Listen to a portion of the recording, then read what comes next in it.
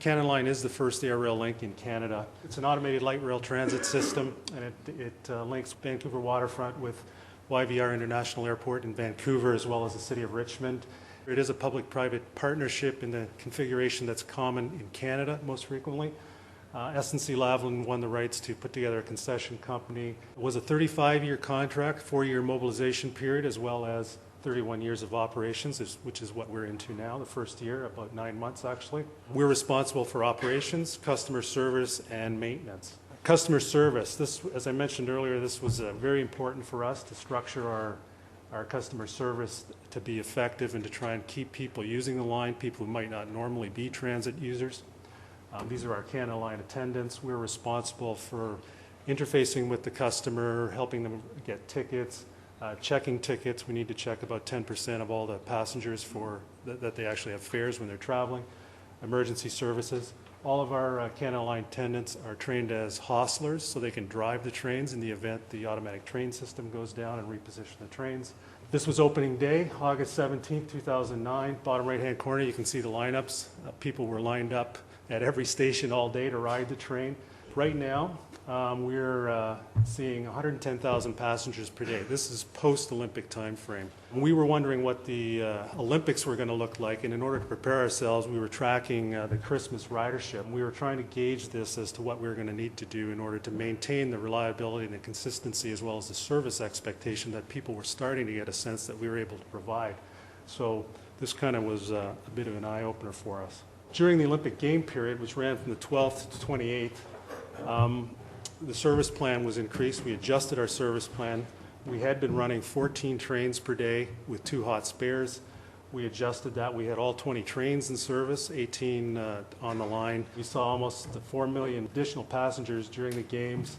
And actually, in the last day of the service, we ran 24 hours in order to facilitate the exodus people out of Vancouver area for the games.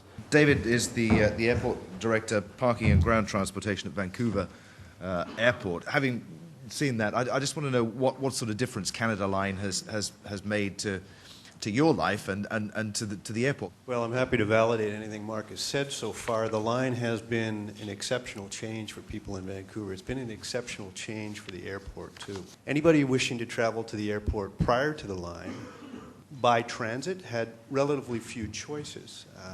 Aside from the convenience that I mentioned, the improvement over previous bus links, you're saving about the fare, which Mark didn't mention, is typically about, I guess from downtown, about $3.75. Is that about right, Mark? Yeah. That compares very favorably with a cab ride of $30. Or if you were to bring your own car and park, it's going to be $23 a day. In fact, one of the biggest impacts to the airport is we're looking at a significant decline in our parking revenues. Gautrain is a public-private partnership.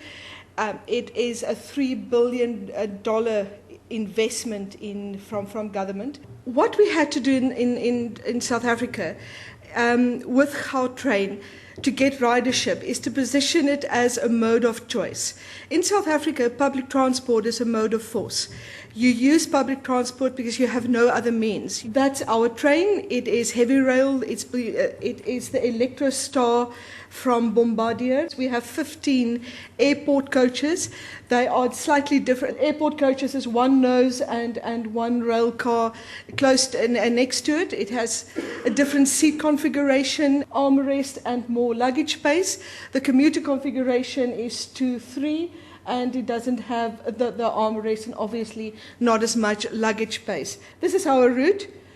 Joburg Park Station to Marlborough Underground, 15 kilometers of tunnel, to Hatfield in Pretoria. It's an 80-kilometer track, 42 minutes. And then our airport link from Sandton to OR Tambo, 15 minutes. Harnessing cyber relations. We have an incredibly active website. We have that is scrolling photos, all the construction photos. Every month we take very, very good construction update photos. The kiddie station, we have 2 main characters, Swift and Slow-Mo. We use African animals. and they tell the story of Gautrain. We use the MyTrain website for the teenagers just before they have to make career choices at school. Our generation needs constant stimulation, and they are distracted by the click of a mouse. They leave your site the moment they don't get any gratification for any of their information needs. And social media is becoming a very important tool in getting information to this online metropolitan. We then had a tweet up, which took place last Saturday. That was the invite, and the tweeting community did it all by themselves. We just gave them access. This was the tweet-vite to the site. We kept it very short, very sweet. We had a huge plasma screen where the tweets as they were happening were broadcasted on. The project leader, 5-minute talk. We kept him to 5 minutes. On that morning, we became the top trend on Twitter, on Twisky. Communication, as I said, should take place by design and not by default. It has to be, that's a non-negotiable, involved from the start of the project. The wake-up call that we got several years ago was that there was no opportunity to stand still any longer. Doing nothing was no longer an option for Edinburgh, and I hope to elaborate on some of that as part of this presentation. We're under huge pressure here in the city, and it's not just about population. We've got a commitment here on climate change in the city, which has been led by the Scottish Government. The reality is, bus is not the long-term future for being able to rise to the challenge. What is the light rail option? This map here sort of represents the key economic growth areas.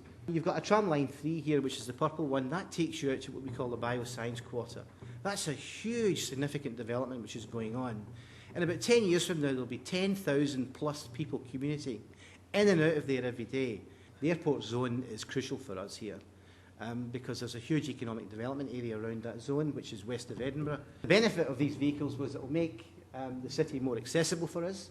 So trams will run from the airport terminal to Newhaven via the West End city centre in Leith.